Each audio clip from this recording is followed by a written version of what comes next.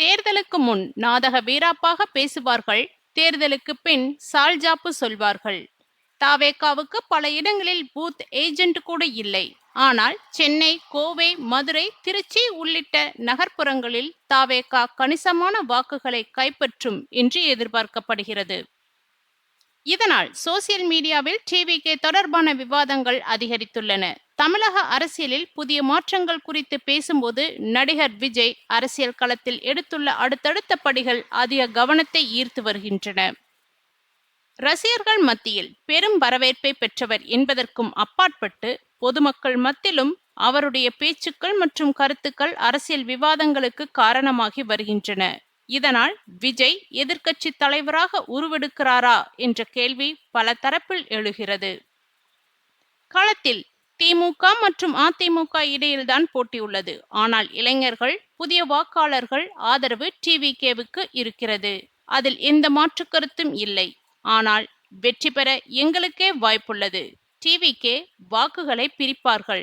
TVK பட்டியலின மக்கள் மற்றும் சிறுபான்மையின மக்களின் வாக்குகளை பிரிக்கிறது. இந்த இரு தரப்பு வாக்குகளும் அதிமுகவுக்கு பெரிய அளவில் வருவது கிடையாது. திருமாவளவனின் வாக்குகள் டிவிகேவிற்கு செல்கிறது. ஆட்சி மீதான அதிருப்தி, ஊழல், சட்டம் ஒழுங்கு பிரச்சினை பெரிய அளவில் பேசுபொருளாகி இருக்கிறது. 2026 தமிழக சட்டப்பேரவை தேர்தல் திமுக மற்றும் அதிமுக இடையேயான இருமுனை போட்டியிலிருந்து மாறியுள்ளது. நடிகர் விஜயின் தமிழக வெற்றி கழகம் வருகையால் இது ஒரு முக்கோண போட்டியாக உருவெடுத்துள்ளது.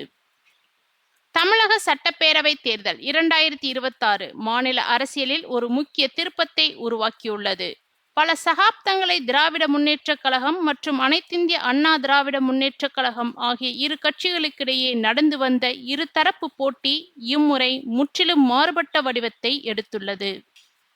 நடிகர் டு அரசியல்வாதி விஜய் தலைமையிலான தமிழக வெற்றி கழகம் வருகை தேர்தல் முக்கோண போட்டியாக மாறியுள்ளது. கடந்த 50 ஆண்டுகளுக்கு மேலாக திராவிட சிந்தனையை மையமாக கொண்டு தமிழக அரசியல் நகர்ந்தது என்றே கூறலாம்.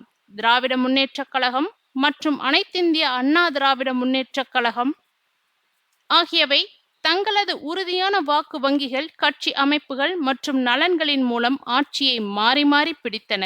குறிப்பாக மு.க. ஸ்டாலின் தலைமையிலான திமுக 2021 சட்டப்பேரவை மற்றும் 2024 மக்களவை தேர்தல்களில் வெற்றி பெற்று தனது ஆதிக்கத்தை வலுப்படுத்தியது.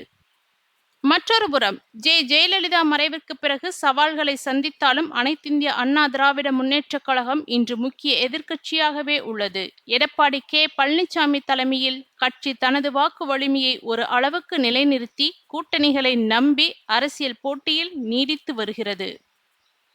இந்த நிலையை மாற்றியமைத்ததே விஜயின் அரசியல் நுழைவுதான். தமிழ் சினிமாவின் பெரிய நட்சத்திரமாக இருந்த இவர் தனது பிரபலத்தையும் ரசிகர் ஆதரவையும் அரசியல் தளமாக மாற்ற முயற்சியுள்ளார்.